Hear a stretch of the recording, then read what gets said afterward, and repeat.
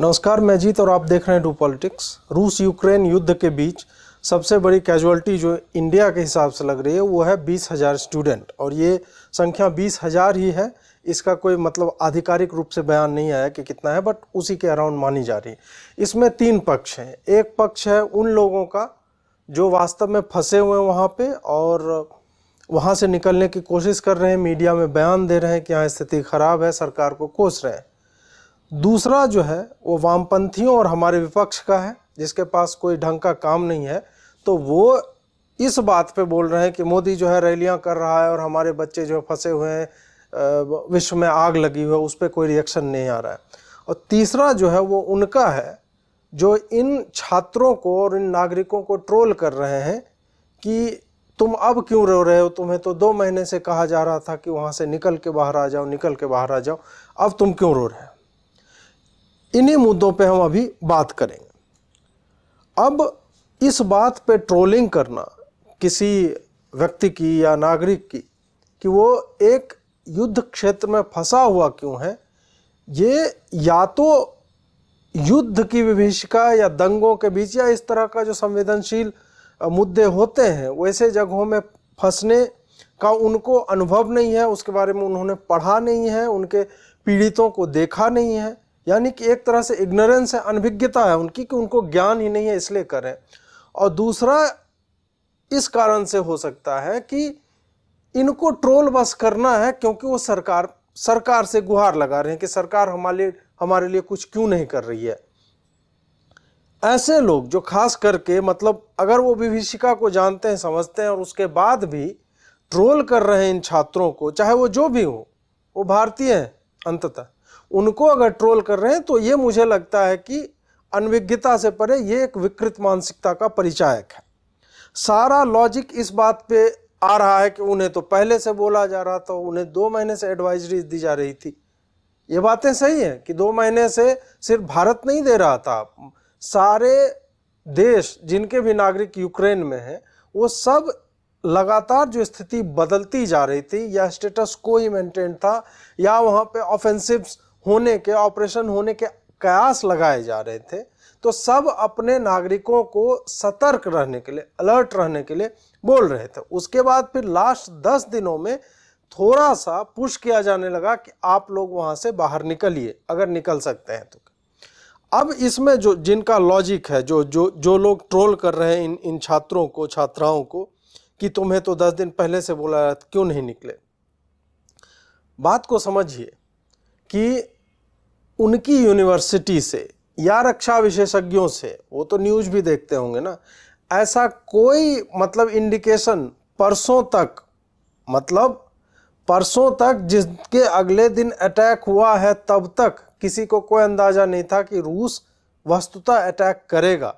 सब कह रहे थे कि रूस यहाँ पे एक ऐसी पोजीशन क्रिएट करना चाह रहा था कि हम पीछे नहीं हटने वाले, नाटो से एक कन्फ्रंटेशन तो होगा बट वो हिंसक नहीं होगा, ये कह रहे थे। आप देखें कि अजरबैजान और पाकिस्तान दोनों के राष्ट्राध्यक्ष वहाँ पे आए हुए थे 23 तारीख को, लेकिन उसके बाद भी पुतिन ने इस स्ट्राइक्स की अनुमति दी। ऐसा नहीं कह रहा हूं मैं कि बाकी किसी ने भी नहीं कहा कि युद्ध नहीं होगा, बहुत लोग कह भी रहे थे, लेकिन अधिकतर का अंदाजा ये था कि ऐसा नहीं होगा। तो जो बच्चे वहां पे थे, जो 19-20 साल से लेके 25 साल तक के लोग जो है एमबीबीएस कर रहे हैं, मोस्टली एमबीबीएस के डॉक्टरी की पढ़ाई करने गए यहाँ पे, तो उन लोगों को उनकी यूनिवर्सिटी ने भी कहा कि हम यहाँ ऑफलाइन क्लासेस शुरू कर रहे हैं। ऑलरेडी कोरोना के कारण उनकी क्लासेस छूटी हुई थी, डिग्री में वो पिछड़ेंगे और पैनिक मत कीजिए। उनकी यूनिवर्सिटी ने दिलासा दिलाया। भारतीय दूतावास उनको स्थिति से अपडेट्स दे रहा था। मतलब इसमें सरकार का तो ठीक है, कोई भी बिल्कुल भी सरकार की कोई गलती नहीं है, ना ही मैंने उन्हें गलत कहा है, लेकिन अगर बच्चे के सामने इस तरह का एक ट्रिकी सिचुएशन हो कि एक तरह से एनालिस्ट बोल रहे हैं कि नहीं इस तरह की युद्ध नहीं होगी, यूनिवर्सिटी उनको बोल रहा है कि नहीं आप चिंता मत कीजिए, पैनिक मत कीजिए, हम लोग स्थिति पे नज़र बनाए हुए हैं, और दूतावास आपको अपडेट्स दे रहा हो, तो ऐसे में उनके उनके लिए चुनना या डिसाइड करना कठिन हो जाता है। कठिन और भी हो जाता है, आपको पता नहीं है शायद बहुत लोगों को जो ट्रोल कर रहे हैं खास करके, या पता भी है तो ट्रोल करने, मैंने बोला अनभिज्ञ और विकृत दोनों तरह के लोग हैं। तो जो अनभिज्ञ उनको शायद पता नहीं होगा कि अभी ऑलरेडी फ्लाइट्स पिछले 2 सालों से बहुत ही कम हैं किसी भी 2 देश के बीच। वो बबल पैक्ट एग्रीमेंट्स हैं, उनके through limited number of flights वहाँ पे आ और जा रही हैं, भारत के जो आसपास के देश हैं या जो भी देश है। नॉर्मल सिचुएशन नहीं है। और उसके बाद जब यूक्रेन में इस तरह की स्थिति बनती है तो फ्लाइट्स की संख्या और भी कमती है। तो जिन लोगों को 10 दिन पहले भी अपडेट मिला वो भी बुक करने की स्थिति में शायद नहीं थे। और अब क्या है कि सारा लॉजिक इसी बात पे आ रहा है, इस पे नहीं आ रहा है कि जो स्थिति है उसके बाद हम क्या बात करें, क्या ट्रोल करना उचित है। नहीं, बात हो रही है कि वो ऐसा करते वैसा करते, उन्हें तो ये गया वो आए क्यों नहीं। और इस तरह की बचकानी बातों से आगे बढ़ते हुए लोग, मतलब मैंने लिखा एक ट्विटर का थ्रेड लिखा या फेसबुक पर लिखा कि वो मैंने बच्चे लिखा उनके लिए, 20 साल के हैं, 19 साल के हैं, जो भी ग्रेजुएशन और उसका MBBS ये सब करने के लिए वहाँ पे गए हुए हैं। तो अब लोगों को इससे समस्या है कि वो बच्चे नहीं हैं। इस तरह के लॉजिक आ रहे हैं कि उनको सेना में जाना चाहिए था। 16 साल के बच्चे सेना में चले जाते हैं, दौड़ते हैं गांव में, और हमला अगर देश पे भी होगा तब भी ये लोग भाग जाएंगे छोड़ के, जैसे वहां से छोड़ के भाग रहे हैं। कुछ कह रहे हैं डॉक्टर हैं तो वहीं पे सेवाएं क्यों नहीं दे रहे हैं। आप लॉजिक सुनते जाइए इन लोगों के, कि वो डॉक्टर हैं तो वहीं क्यों नहीं सेवा दे रहे हैं। वो देशद्रोही हैं क्योंकि वो देश से बाहर चले गए पढ़ने के लिए, वहीं रुके और वो उपचार क्यों नहीं कर रहे हैं। लोग लिख रहे हैं कि नहीं मीडिया में हमें इससे दिक्कत नहीं है, कोई फंसे हुए हैं, हम उनको कुछ नहीं कहना चाहते, लेकिन मीडिया में उन्होंने जिस तरह से बोला है सरकार को कोस रहे हैं जैसे सरकार की ही सारी गलती हो। अब आप ये नहीं जानते कि मीडिया वाले किस तरह से कोच करते हैं ऐसे लोगों को जिनसे उन्हें बात करनी होती है। आपने देखा एक समूह में सारे लोगों से मीडिया वाले बात नहीं करते, वो उनसे बात करते हैं जो सबसे ज़्यादा मुखर हो या बोलना चाहता हो। उसको थोड़ा सा प्री चैट बोला जाता है, इंटरव्यू से पहले थोड़ा सा बताया जाता है कि आपको किस तरह से बोलना है, हम इस चैनल के हैं तो हम इस तरह की विचारधारा के हैं, हमें इस तरह का बाइट चाहिए, उस तरह से प्रिपेयर किया जाता है। तो ऐसे में जब आपकी जान पर बनी हुई हो तो आपको मीडिया वाला जब ये विश्वास दिलाए कि तुम अगर इस तरह के शब्दों का प्रयोग नहीं करोगे तो सरकार तुम्हारी मदद नहीं करेगी, तुम जब ऐसे बोलोगे तभी सरकार इस पे काम करेगी, तुमको चिल्ला के बोलना चाहिए, तुमको रो के बोलना चाहिए, तुम्हें एकदम ऐसे बोलना चाहिए जैसे तुम्हारा सब कुछ लूट गया हो। ये हमने और आपने भारत में नहीं देखा है होते हुए कि किसी का मान लीजिए कि बेटा मर चुका हो, 15 दिन हो चुके हैं, उसके बाद भी मीडिया जाती है तो मीडिया उसको बोलती है कि आपको रोना पड़ेगा। और लोग ड्रामा करते हैं क्योंकि उन्हें वही डूबते को तिनके का सहारा वाली स्थिति होती है। उन्हें लगता है कि यही करना इस संदर्भ में उचित है क्योंकि उन्हें न्याय चाहिए। यहाँ पे उन बच्चों के जीवन पे बना हुआ है तो वो अभी सरकार को गाली भी देंगे, भले वो सरकार की विचारधारा के साथ हो या नहीं, उससे मतलब नहीं है, मैं उसमें उतना घुसा भी नहीं। अभी मीडिया में चल रहा है, बहुत सारा लिस्ट निकाल रहा है कि ये किस मजहब के लोग हैं, किस धर्म के हैं, किस जात के हैं, कहाँ से आए, इस तरह का प्रोफाइलिंग भी चालू हो चुका है कि फलाने गांव से देखिए आप खाली मुस्लिम ही जा रहे हैं वहाँ। उससे मतलब नहीं है, वो गए हैं ठीक है, बाकी बच्चों के साथ गए, वो पढ़ने गए हैं, वो वहाँ पे कुछ ऐसा नहीं कर रहे हैं कि हमें अभी मतलब बिना काम का यहाँ बैठे बैठे जो उनको एक ही ब्रश से पेंट कर दिया जाए, नहीं। तो उनको यही इस तरह की बातें उनको उनसे कहवाई जा रही हैं, उन्हें विश्वास दिलाया जा रहा है कि नहीं तुम ऐसे बोलोगे सरकार पे प्रेशर बनेगा, इसलिए वो बोल रहे हैं क्योंकि डूबते को तिनके का सहारा। वो अभी कुछ भी बोलेंगे जो आप उनसे बुलवाना चाहेंगे ताकि उनको ये विश्वास हो कि मेरे ऐसा बोलने से सरकार हमारी मदद करेगी। इसके साथ ही और कहा जाने लगा, जब बच्चे कह रहे थे कि हम मिडिल क्लास के लोग हैं, हम कहाँ से इतना टिकट का प्राइस जो 60,000 रुपया, 1 लाख रुपया, 1.5 लाख रुपया तक शायद चला गया, हम कहाँ से दे पाएंगे। तो लोग ट्रोल करने लगे, अच्छा तुम मिडिल क्लास हो, तुम यूक्रेन में विदेशों में पढ़ाई करने मिडिल क्लास जाता है, लोअर मिडिल क्लास जाता है। आप सोचिए कि कोई व्यक्ति युद्ध जहां पे छिड़ा हुआ उस देश का भविष्य क्या है, ठीक है उसने कोई वार्निंग नहीं सुनी, एकदम महामूर्ख है। तब क्या वो मूर्ख भी है तब भी आपका यह बोलना शोभा देता है कि वो मिडिल क्लास नहीं है? वो यूक्रेन में, वो लंदन में या यूएस की किसी आईवी लीग यूनिवर्सिटी में करोड़ों रुपए देकर नहीं पढ़ाई कर रहा है। और पढ़ाई करने का दूसरा पक्ष भी देखिए कि वो मेडिसिन की पढ़ाई करने गए, क्यों गए वहां पे। इसमें भी दो तरह की बातें लोग कर रहे हैं। एक बोल रहे हैं कि झोला छाप है, इनको नंबर नहीं आए इसलिए चले गए। भारत में नंबर किनको नहीं आते हैं? मेडिकल की सीट कितनी है भारत में? कोटा सिस्टम से 50% सीट रिजर्व हो जाती है, उसके बाद बचता है 50%। तो जो अनडिजर्विंग भी है उसको एडमिशन मिल जाता है, जो डिजर्विंग कैंडिडेट्स हैं उनको नहीं मिलता। इसलिए वो रूस, चीन, यूक्रेन ऐसे देशों में जाते हैं जहां पे एजुकेशन सस्ती भी है और वहां सीट भी उपलब्ध है। ऐसा नहीं है कि वो वहां से आते हैं और इधर डॉक्टर बन जाते हैं कि विदेश में गए और आके नहीं, उनको फिर से यहाँ पे परीक्षा देनी होती है ताकि वो इंडिया में प्रैक्टिस कर सके। उनकी गलती ये नहीं है कि कोई विदेश में पढ़ने के लिए चला गया, और पढ़ने चला भी गया तो वो मिडिल क्लास नहीं है, ये कौन तय करेगा? क्या हम और आप इसी देश में अच्छे स्कूलों में पढ़ने के लिए हमारे माँ बाप कर्ज नहीं लेते? अधिकतर बच्चे जो पढ़ने गए लोन लेके गए हैं। कम से कम इतनी मानवीयता तो दिखाइए। उनको ट्रोल सिर्फ इसलिए नहीं कीजिए क्योंकि उसने मोदी सरकार की छवि खराब करने की कोशिश की। आपको लगता है कि 10-20 लड़के या लड़कियां यूक्रेन से किसी टीवी को इस तरह का बयान देंगे कि सरकार हमारी मदद नहीं कर रही है तो सरकार की छवि खराब हो जाएगी? लोगों को पता नहीं है कि सरकार ने क्या किया है पहले। सरकार की छवि इन छोटी छोटी बातों से खराब होती है। आप इस संदर्भ को पूरी तरह से नकार रहे हैं कि वो किस स्थिति में है। उन्होंने सारी वार्निंग को हीड नहीं किया, ठीक है, लेकिन वो अभी युद्ध के बीच में है, वो पैनिक नहीं करेंगे। क्यों? क्योंकि आप कह रहे हैं कि नहीं, उनको पैनिक नहीं करना चाहिए क्योंकि सरकार तो उठा ही लेती है, लोगों को उठा ही लेगी। आपके कहने मात्र से वो पैनिक ना करे।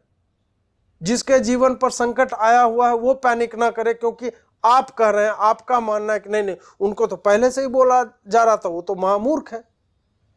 महामूर्ख भी हैं, फिर भी जीवन पर संकट आने में चाहे कितना भी मतलब विवेकवान व्यक्ति हो, जिसको लगे कि वो एक युद्ध क्षेत्र में घिरा हुआ है, वो पैनिक करेगा ही। उसका पैनिक करना परिस्थिति जन्य है। उसका पैनिक करना विचारधारा से, या वो किस सरकार को उसने वोट दिया, किस विचारधारा का समर्थन करता है, इससे दूर दूर तक इस बात का कोई भी लेना देना नहीं है। अब देखिए इसमें क्या गलती किसकी है? गलती किसी की नहीं है। ना तो सरकार की है, ना विद्यार्थियों की है, ना प्राइवेट एयरलाइंस की है जो इतना एक्सेसिव चार्ज कर रहे हैं। क्यों? एयर स्पेस बंद है। तो बंद है तो वहां पे कौन जाएगा? युद्ध के क्षेत्र में कौन सा कॉरपोरेट हाउस होगा, कौन सी एयरलाइन होगी जो वहां पे जाएगी? जब कोई जाने के लिए तैयार होता है तो वो सिर्फ उसमें तेल नहीं लगता है। आप इस रिस्क के साथ जाते हैं कि आपके प्लेन को कोई रैंडम मिसाइल जो है शूट डाउन कर देगी। अभी क्या हुआ था, अभी जब 370 MH370 जब मलेशिया वाला प्लेन जो गायब हुआ, उसी के दौरान यूक्रेन के ही ऊपर या क्रीमिया के ऊपर कहीं पे एक जहाज जा रहा था, उसको भी एक मिसाइल से शूट कर दिया गया था। रैंडम है। अब उसका क्या कीजिएगा आप? तो ये पैसा जो 60,000 रुपया आपसे लिए जा रहे हैं, तो कॉरपोरेट भी अपनी जगह पे सही है। वो अगर 2 प्लेन भेजता है और एक प्लेन शूट हो जाता है या उसको ऑल्टरनेटिव रूट लेना पड़ता है, तो वो जहां पे उतरेगा उस विमानपत्तन के चार्जेस, उस एयरपोर्ट के एक्स्ट्रा चार्जेस लगते हैं। उसमें जो क्रू जा रहा है वो अपनी जान पे खेल के जा रहा है, उसका हो सकता है एक्स्ट्रा इंश्योरेंस करना होता होगा। कौन जाएगा ऐसी जगह पे? आपको आने की देर है और आप चाहते हैं कि एक एयरबॉर्न फ्लाइट जो है वो कोई आपके लिए चलाए, क्योंकि उसका तो काम है, वो तो पायलट है। तो आप ये भी रोना नहीं रो सकते, विद्यार्थी भी नहीं रो सकते कि इतना टिकट महंगा है, कॉरपोरेट चूस रही है हमें। वो उनका हक है। वो बाजार इसी तरह से व्यवहार करता है, वो आपके हिसाब से नहीं चलेगा। वो अपने जीवन पर रिस्क लेके वहां पे जा रहे हैं, तो उस रिस्क का मूल्य आपको चुकाना पड़ेगा। अब ठीक है कि विद्यार्थी गरीब है, इस रिस्क का मूल्य या तो सरकार चुकाए, कंपनसेट करे, एक हिस्सा सरकार देने की कोशिश करे, क्योंकि इतना हैवी जो है, वो भी इतना स्ट्रेस में लोग जो लोन लेके पढ़ने गया, वास्तव में हो सकता है कि उनमें से कई बच्चे ऐसे होंगे जो अफोर्ड नहीं कर सकते। क्या आप उसको छोड़ दीजिएगा? नहीं कर। तो कॉरपोरेट भी जो है अपनी जगह पे सही है एक्स्ट्रा चार्ज करने में, जो एयरलाइंस है। कुछ लोग कह रहे हैं कि नहीं नहीं, ये देखो एयर इंडिया, अब स्टेट एयरलाइंस नहीं है तो देखो उसका क्या घाटा होता है। स्टेट एयरलाइन ऑलरेडी घाटे में चल रहा था, सैकड़ों करोड़ों के घाटे में।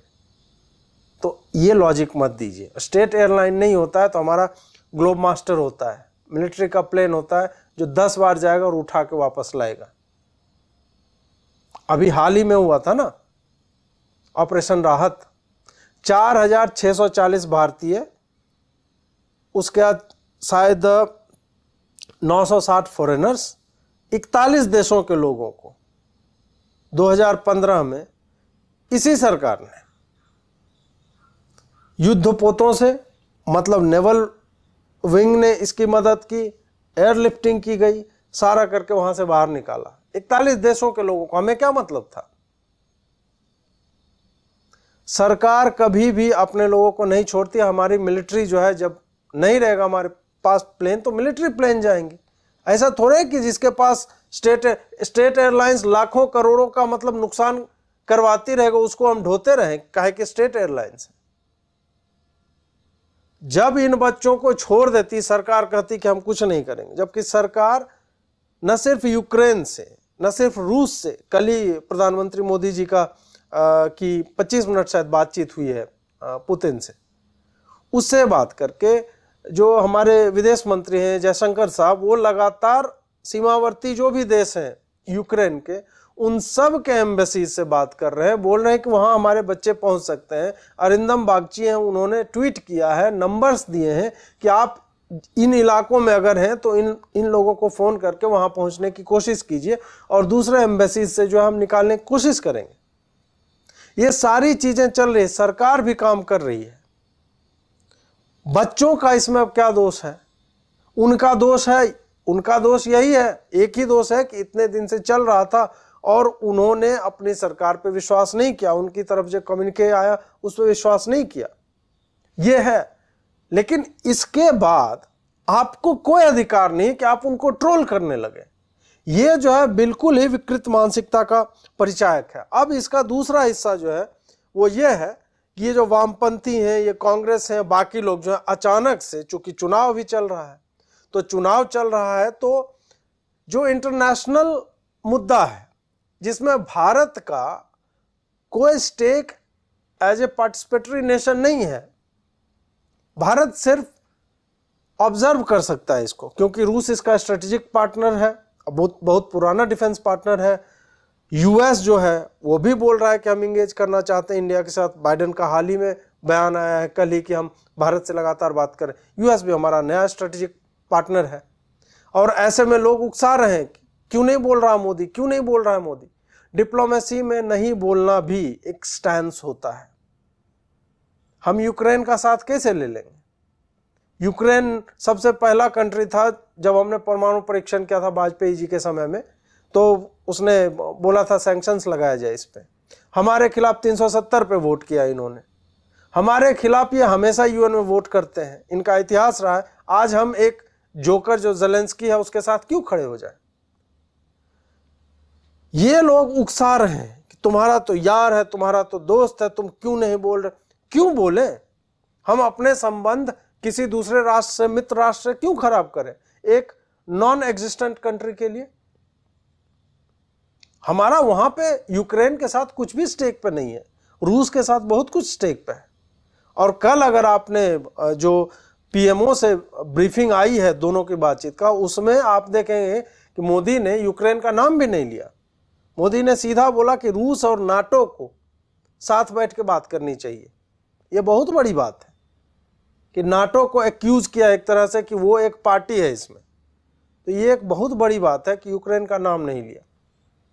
अब क्या है कि भारत में चुनाव चल रहे हैं, तो ये जो महुआ मित्रा टाइप की लोग जो हैं वो कह रहे हैं कि आग लगी हुई है विदेश में और इनको सूझ रहा है कि अहमदाबाद के बॉम्बिंग के सस्पेक्ट को फांसी दी जा रही है, उस पर बात कर रहे हैं मोदी।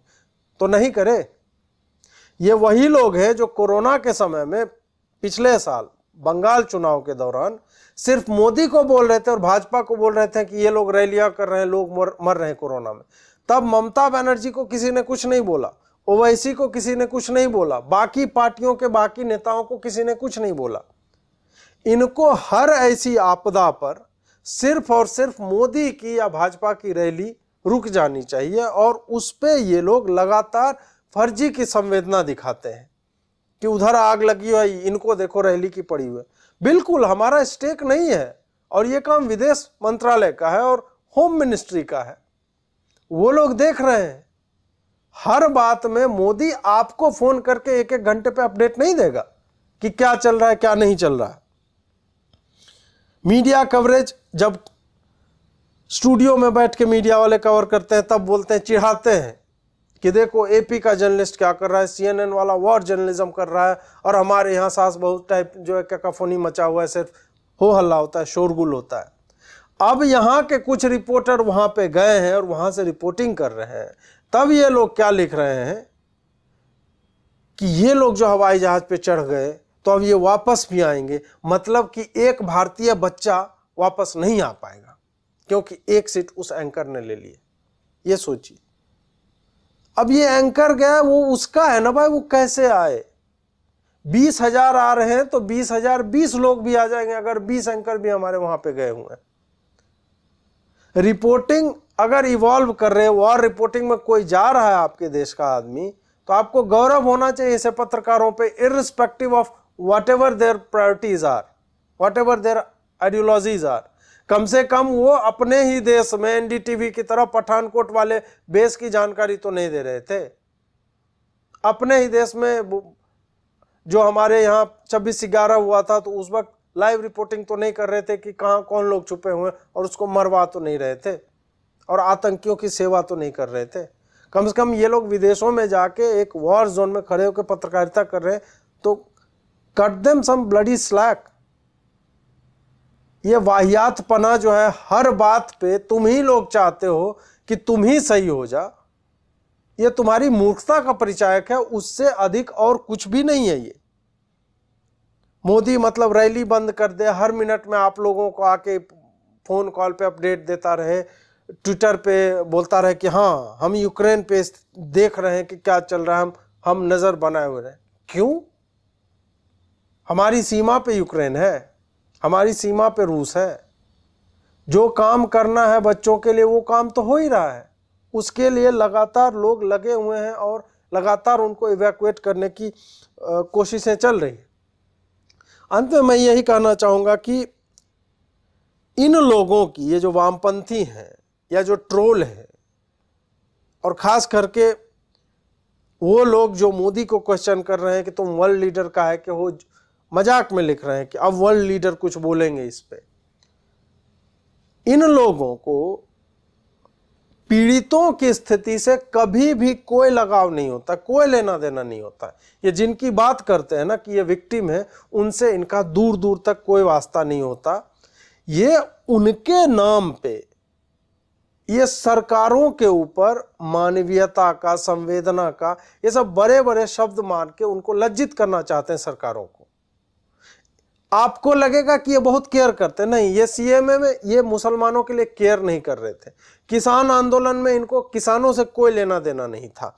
ये कोरोना में जब लोग मर रहे थे तो उन मरने वालों से इनका कोई लेना देना नहीं था। और आज विद्यार्थी जो फंसे हुए उनसे भी इनका कोई लेना देना नहीं।